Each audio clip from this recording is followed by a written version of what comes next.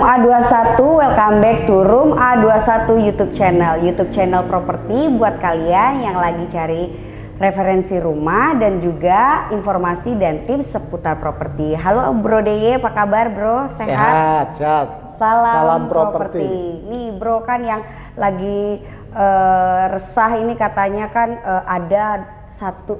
ada pengembang yang mensyaratkan buat pembeli itu harus antri. Beli properti ngantri. Iya, di tengah kondisi yang properti lagi lesu kan. Karena properti lesu. Iya, gitu. Gimana sih pendapat? Produknya istimewa nggak?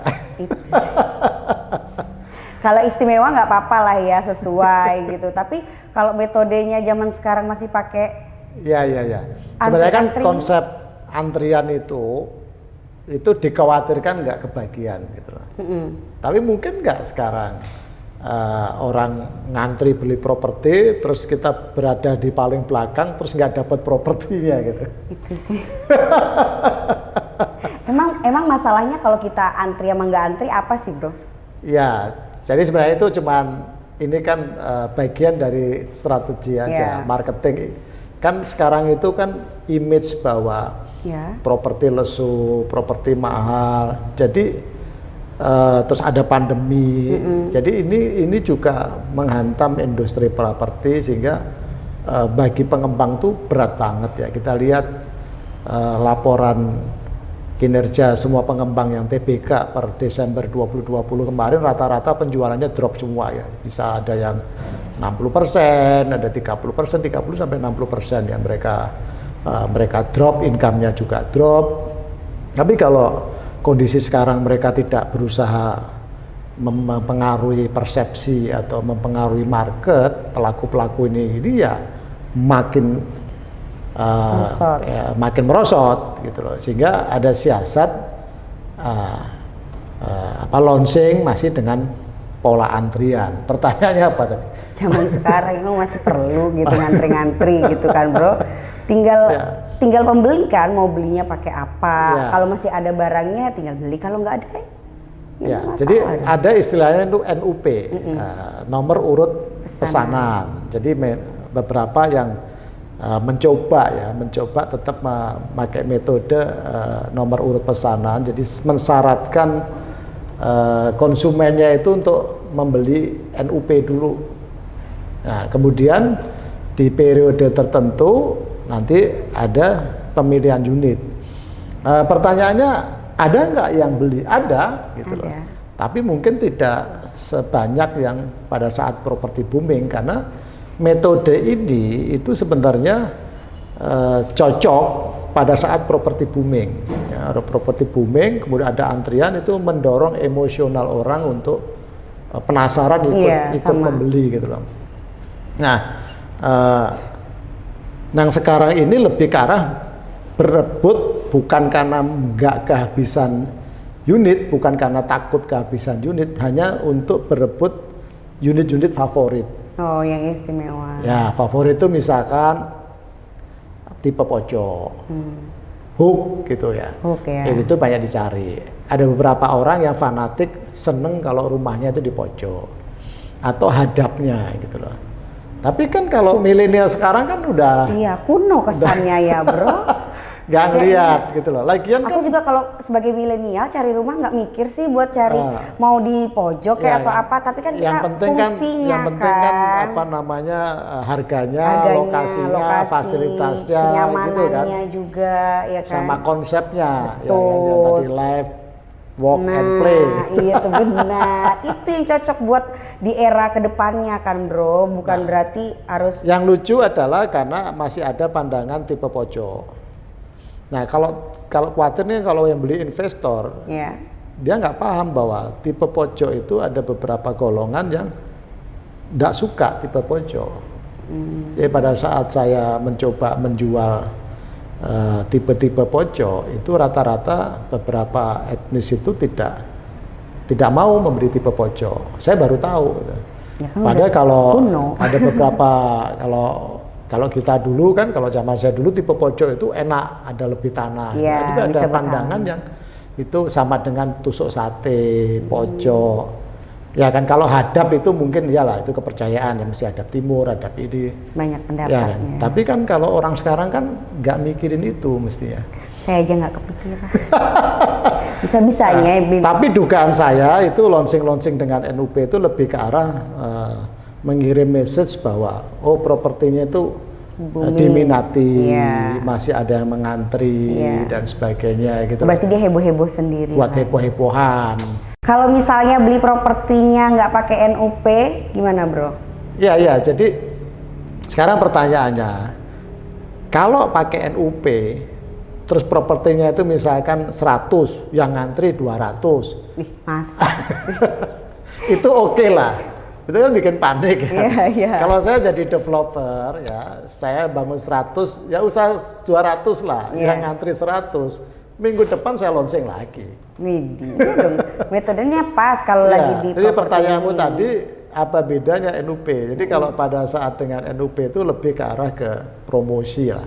Sekarang juga kirim message bahwa pembeli properti itu masih ada, ya kan? Tapi yang pertanyaannya setelah periode pemilihan NUP gimana? Masih bisa beli nggak? Sama dengan kita beli handphone kan. Handphone kalau model baru kan ada pre-order kan. Pre-order kan 1 bulan. Ya kan bedanya apa sih pre-order sama enggak?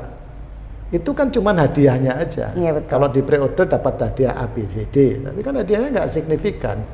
Harga handphonenya sendiri kan beli di pre-order sama enggak kan sama aja. Sama. Di rumah sebenarnya juga begitu gitu loh.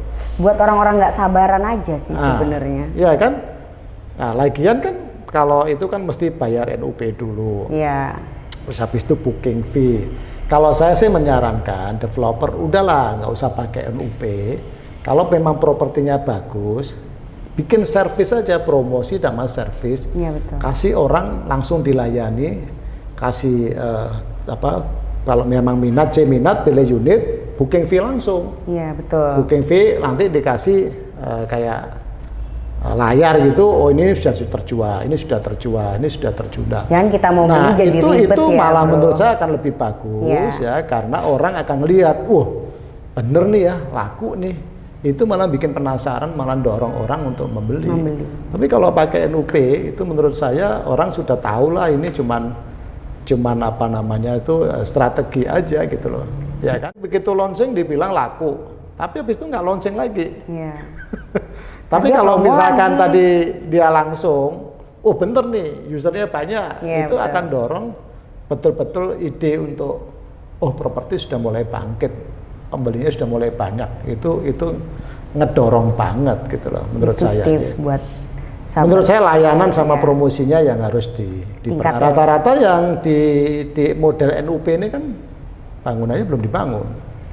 Nah itu sih, kita ngantri ya, tapi bangunannya nggak ada. Atau belum jadi, itu kan make sense-nya kayak no sense banget gitu loh bro. Barang nggak ada, suruh ngantri. Ya kamu kalau beli handphone sama beli mobil, suruh pre-order, suruh inden, barangnya ada nggak? Gak ada dong. Nah iya kan sama aja. Sih, bedanya itu doang kan. Jadi kayaknya udah kuno lah, udah nggak usah dipakai lagi lah kayak gitu. Barang ada langsung tuh pesen ataupun langsung booking fee aja kalau mau ya kan bro. Ya kalau situasi sekarang sebenarnya di kalangan pengembang itu kan masih ada stok-stok kan. Harusnya para pengembang fokus ke unit-unit yang ready stock yang belum laku itu digencarin. Tapi biasanya yang ready stock itu memang bukan yang kelasnya first buyer. Kalau di first buyer ya pengembang-pengembangnya itu rata-rata dia jualannya memang bangunan udah jadi. Jadi kalau kita ngomong first buyer itu beli rumah ya, itu rata-rata memang rumahnya sudah tersedia. Yang tadi kita bilang beberapa sesi sebelumnya itu untuk kredit program pemerintah itu mensyaratkan KPR-nya boleh direal kalau sudah siap serah terima. Yang jadi problem ini adalah di segmen yang non first buyer, investor ya, atau segmen yang kelas menengah atas. Gitu loh. Itu yang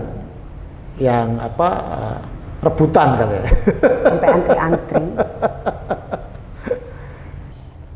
Nah itu tadi tips dari Bro DY buat kita biar nggak usah ngantri ya kan. Sebaiknya nggak perlu ikut ngantri-ngantri lah. Ngapain zaman sekarang ya bro, kan? Langsung bayar. Sebenarnya kalau beli properti itu poinnya kan sebenarnya satu, mau belinya apa, cash atau kredit, iya, betul. Ya kan. Yang kedua, properti yang dibeli ini sudah jadi atau belum, iya, betul. Itu yang lebih penting. Jangan mengantri barang yang tidak ada. Kasat mata kayaknya, cuma dikasih nama loh itu. Enggak apa-apa, maksudnya itu kan memang itu kan bedanya kalau barangnya belum ada, ya kan harganya lebih murah. Kalau nanti barangnya udah ada kan harganya udah naik, gitu. Tadi lebih ke arah ke situ. Tapi yang penting adalah kalau konsep saya, kalau beli propertinya itu belum dibangun, itu sebaiknya belinya itu pakai uang mukanya bertahap gitu loh.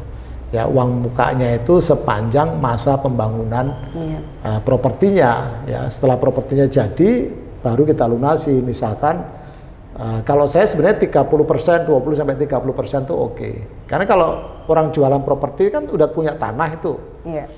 Tanah dan bangunan itu kan komponennya katakanlah itu 80% kan, 20% katakanlah profit atau apa itu. 80%. Nah, 80% itu kan separuhnya itu kan udah tanahnya kan udah milik pengembang kan.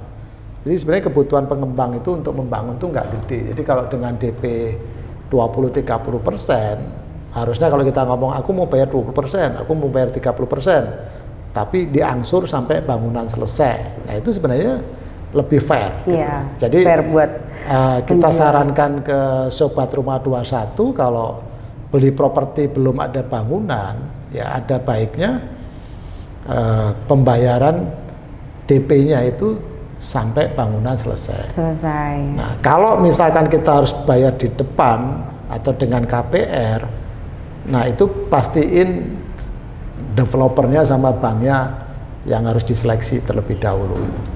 Demikian perbincangan saya dengan Bro DY. Buat sahabat Rumah 21, jangan lupa like, komen, dan subscribe, dan jangan lupa aktifkan loncengnya. Salam properti.